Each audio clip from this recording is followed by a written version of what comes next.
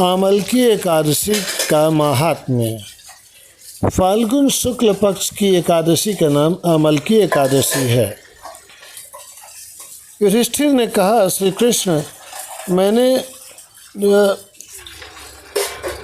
चाहा है कि आप मुझे फाल्गुन शुक्ल पक्ष की एकादशी का महात्म्य बतावें। भगवान श्री कृष्ण बोले, महाभाग धर्मनंदन, सुनो, तुम्हें इस समय मैं वह प्रसंग सुनाता हूँ जिसे भगवान राम के पूर्वज मानधाता के पूछने पर उनके कुलगुरु महात्मा वशिष्ठ ने कहा था। फाल्गुन शुक्ल पक्ष की एकादशी का नाम आमलकी है। इसका पवित्र व्रत विष्णु लोक की प्राप्ति कराने वाला है। मानधाता ने पूछा, द्विजश्रेष्ठ, यह आमलकी कब उत्पन्न हुई, मुझे बताइए। वशिष्ठ जी ने कहा, महाभाग सुनो, पृथ्वी पर आमलकी की उत्पत्ति किस प्रकार हुई है बतलाता हूँ। आमलकी अर्थात आंवला एक महान वृक्ष है जो सब पापों का नाश करने वाला है। भगवान विष्णु का थूक पृथ्वी पर गिरा, उसी से आमलकी यानी आंवले का महान वृक्ष उत्पन्न हुआ। यह सभी वृक्षों का आदिभूत कहलाता है। इसी समय समस्त प्रजा की सृष्टि करते हुए भगवान ने ब्रह्मा जी को उत्पन्न किया। उन्हीं से इन प्रजाओं की सृष्टि हुई। देवता, दानव, गंधर्व, यक्ष, राक्षस, नाग तथा निर्मल अंतःकरण वाले महर्षियों को ब्रह्मा जी ने जन्म दिया। उनमें से देवता और ऋषि उस स्थान पर आए जहाँ विष्णु प्रिया आमलकी का वृक्ष था। महाभाग, उसे देखकर देवताओं को बड़ा विस्मय हुआ। वे एक दूसरे पर दृष्टिपात करते हुए उत्कंठापूर्वक उस वृक्ष को देखने लगे और खड़े खड़े सोचने लगे कि अन्य वृक्ष तो पूर्व कल की भांति हैं, जो सबके सब हमारे परिचित हैं, किंतु इस वृक्ष को हम नहीं जानते। उन्हें इस प्रकार चिंता करते देख आकाशवाणी हुई, महर्षियों, यह सर्वश्रेष्ठ आमलकी का वृक्ष है जो मुझे प्रिय है। इसके स्मरण मात्र से गोदान का फल मिलता है। इसको स्पर्श करने से 2 गोदान का फल मिलता है और इसके फल को खाने से 3 गोदान का फल प्राप्त होता है। इसलिए सदा प्रयत्न पूर्वक आमलकी का सेवन करना चाहिए। यहाँ पर आपको आयुर्वेद की एक बात बता दूँ कि कविराज बृजमोहन दीक्षित जी बहुत ही प्रसिद्ध वैद्यराज थे और उनके मुँह से मैंने सुना था कि अगर 40 किलो आंवला को प्रतिवर्ष आदमी खा लेता है तब उसे किसी तरह का रोग नहीं हो सकता है।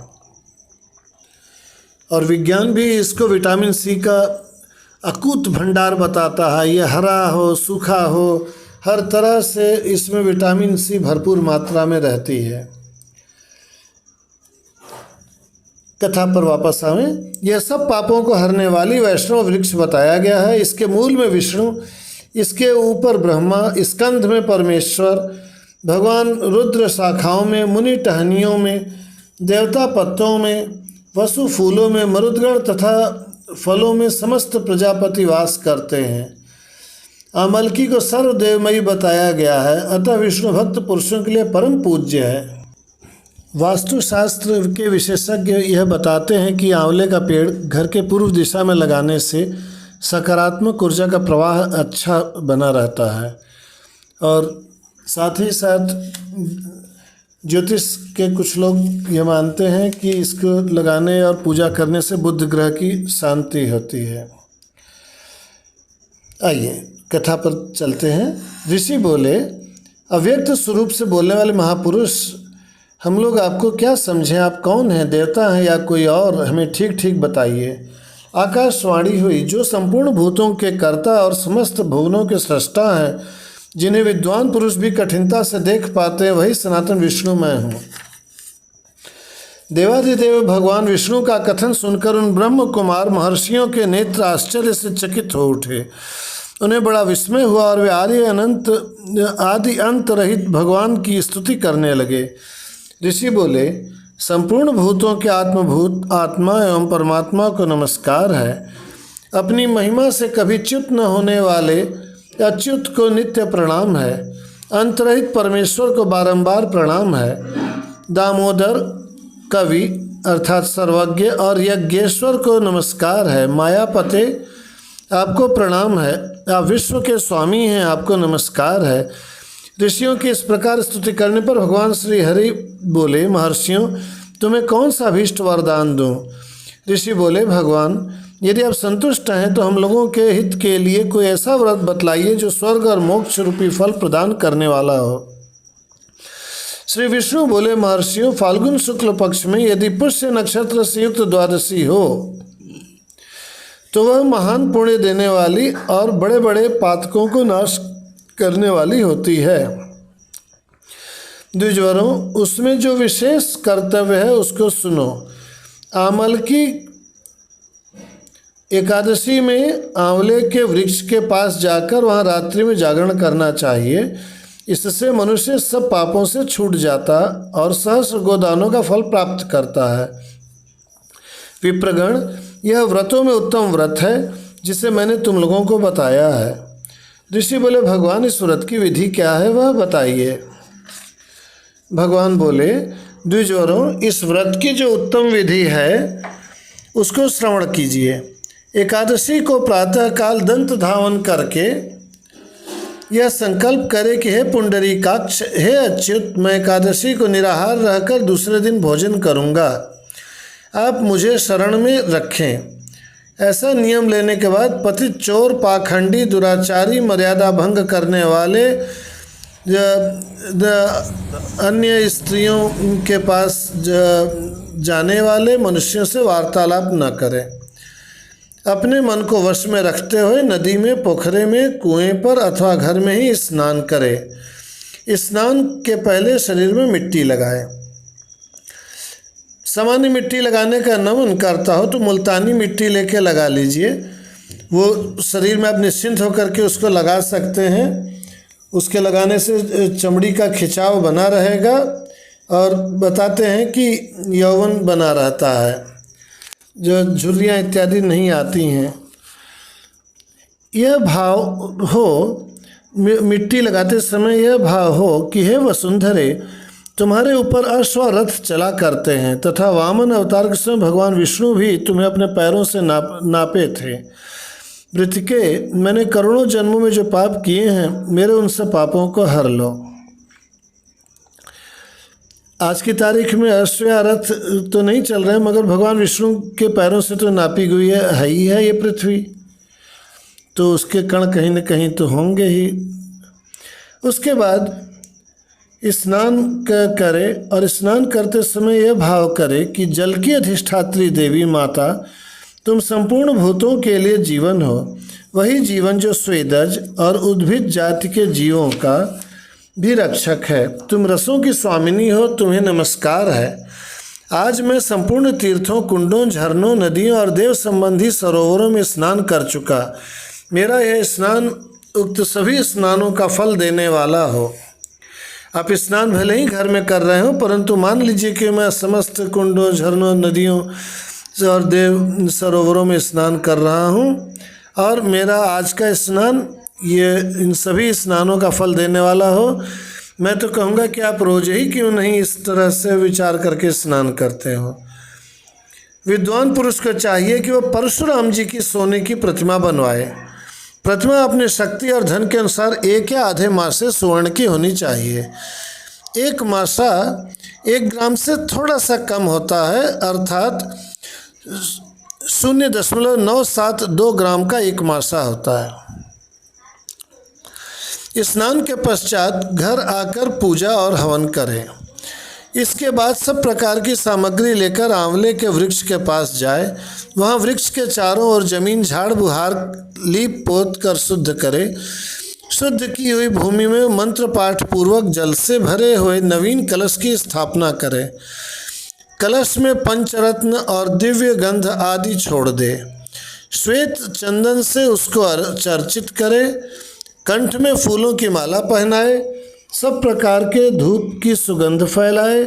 जलते हुए दीपकों की श्रेणी सजाकर रखे। तात्पर्य यह है कि सब ओर से सुंदर और मनोहर दृश्य उपस्थित करे। पूजा के लिए नवीन छाता जूता और वस्त्र भी मंगाकर रखे। कलश के ऊपर एक पात्र रख करके उसे दिव्य लाजों या खील से भर दे। ये क्या है दिव्य लाजों या खील? धान को जब भून लिया जाता है तो धान का लावा बन जाता है। नाग पंचमी में भी ये बिकता है और शादी विवाह में भी इसका प्रयोग होता है, भरपूर प्रयोग होता है। फिर उसके बाद ऊपर स्वर्ण में परशुराम जी की स्थापना करें।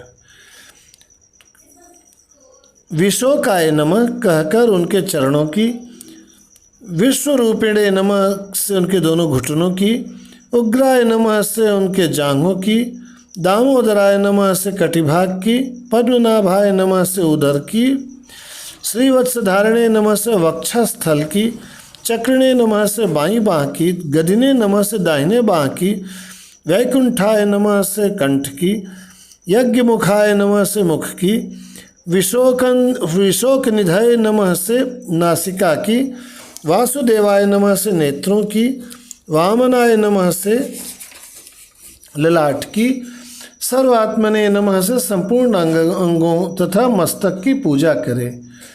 यही पूजा के मंत्र हैं, यही पूजा है। तदनंतर भक्तियुक्त चित्त से शुद्ध आंवले के फल के द्वारा देवाधिदेव परशुराम जी को अर्घ्य प्रदान करें। अर्घ्य का मंत्र इस प्रकार है। नमस्ते देव देवेश जामदग्नि नमोस्तुते गृहाणार्घ्यमिमं दत्त मामलकयां युतम हरे। अर्थात देव देवेश्वर जमदग्नि नंदन श्री विष्णु स्वरूप परशुराम जी, आपको नमस्कार है, नमस्कार है। आंवले के फल के साथ दिया हुआ मेरा यह अर्घ्य ग्रहण कीजिए। उसके बाद भक्ति युक्त चित्त से जागरण करें। नृत्य, संगीत, वाद्य, धार्मिक उपाख्यान तथा श्री विष्णु संबंधी कथा वार्ता आदि के द्वारा रात्रि को व्यतीत करें। उसके बाद भगवान विष्णु के नाम ले लेकर अमलकी वृक्ष की परिक्रमा 108 या 28 बार करें। परिक्रमा करते समय भावना करें कि हे धात्री, तुम भगवान रामचंद्र जी के द्वारा भी पूजित हो, अतः प्रदक्षिणा करने से तुम मेरे पापों को हर लो, सोख लो, अपने अंदर समेट लो। फिर सवेरा होने पर श्री हरि की आरती करें। ब्राह्मण की पूजा करके वहाँ की सब सामग्री उसे निवेदन करें। परशुराम जी का कलश, 2 वस्त्र, जूता आदि सभी वस्तुएं दान कर दे और यह भावना करे कि परशुराम जी के स्वरूप में भगवान विष्णु मुझ पर प्रसन्न हों। देखिए, जूता जो देने की बात कही गई है, अब गर्मी आएगी तो सुखमय जूता रहे, ऐसा ना कि सस्ता सा प्लास्टिक का जूता हो जिसमें पैर जले। जूता पहन के पंडित जी प्रसन्न हो जाएं, ऐसा रहे। तत्पश्चात अमलकी का स्पर्श करके उसकी प्रदक्षिणा करें और स्नान करने के बाद विधि पूर्वक ब्राह्मणों को भोजन कराए। तदनंतर कुटुंबियों के साथ बैठकर स्वयं भी भोजन करें।